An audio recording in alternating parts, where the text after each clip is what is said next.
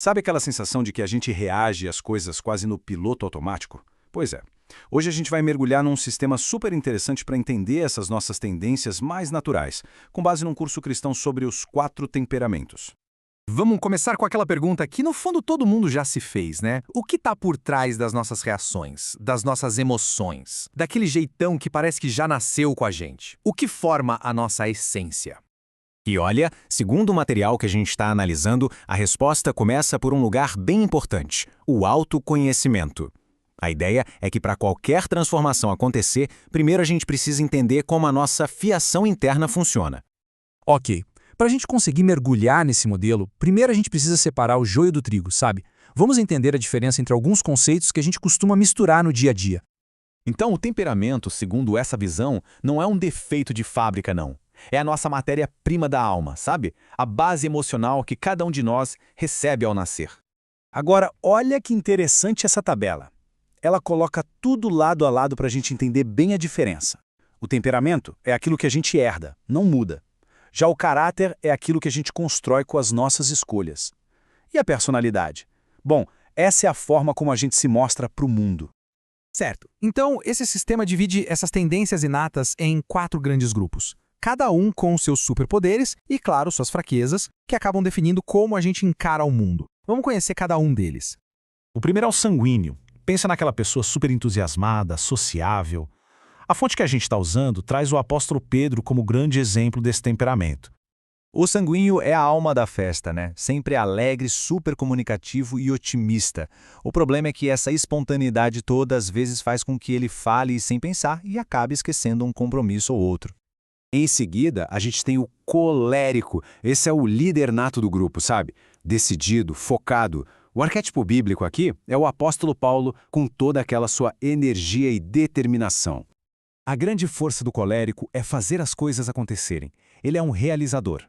Mas, por outro lado, essa mesma força pode trazer uma certa impaciência e uma tendência a querer controlar tudo, o que pode levar ao orgulho. Agora a gente chega no melancólico. Essa é a alma profunda, sensível, o pensador do grupo. O exemplo dado é Moisés. O melancólico é super fiel, leal e tem uma profundidade de pensamento incrível. A questão é que essa mesma sensibilidade pode levar a uma autocrítica muito forte e às vezes a um certo pessimismo. E para fechar, temos o fleumático. Pensa nele como o pacificador, aquela pessoa calma, estável, diplomática. O arquétipo aqui é Abraão.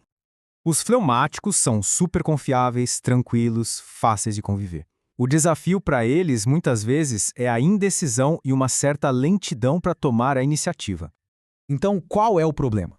O desafio, segundo a fonte, não é ter um desses temperamentos. A questão é o que acontece quando o temperamento assume o volante da nossa vida. É aí que o conflito interno começa. E essa tabela aqui mostra o estrago que pode acontecer.